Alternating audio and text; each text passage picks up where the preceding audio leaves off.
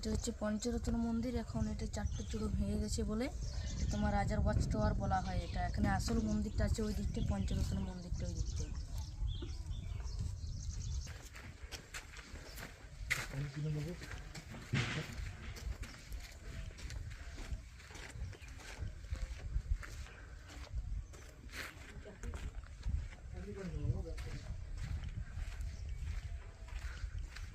এটা হচ্ছে তোমার সাতরানির 7টা গেট। এটা এখন তোমার 5টা আছে, এখন 2টো ভেঙে গেছে। রানীদের গেট ছিলেন একটা রাজা 7টা বউ দামোদর শেখর সিং দিয়ে। আচ্ছা, এখানে বর্গিরা আক্রমণ করেছিল? হ্যাঁ, যেটা তোমাদের এখানে ইতিহাসটা বলে দিচ্ছি। এখন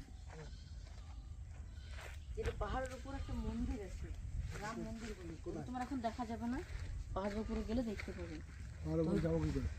এটা তোমার অনেকটা যেতে লাগবে।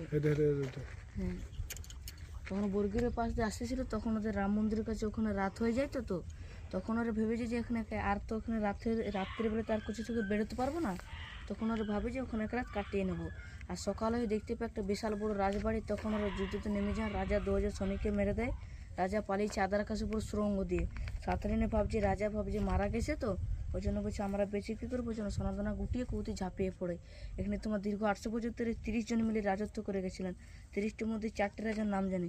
প্রথম রাজার নাম হচ্ছে দামোদর শেখর সিংদেও, কীর্তিনাথ শেখর সিংদেও, নীলমণি শেখর সিংদেও, কেপি শেখর সিংদেও।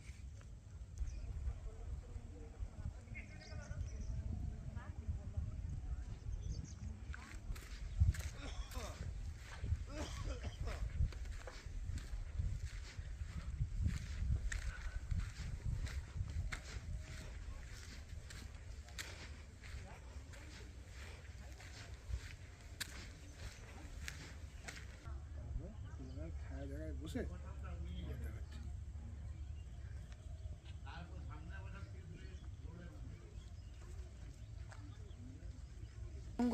রাজা, এটা হচ্ছে তোমার সুড়ঙ্গ যেটা দিয়ে রাজা পালিয়েছিলেন আদ্রা কাশীপুর, যেটা ওখানে গল্পটা বলে দিলাম।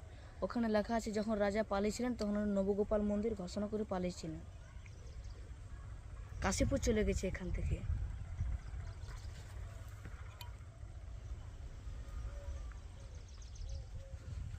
এটা হ্যাঁ, মোবাইল নাকি ওটা? মোবাইল না, এটা হচ্ছে ড্রোনের রিমোট।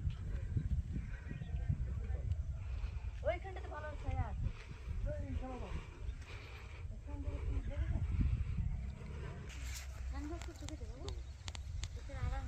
ধর এটা।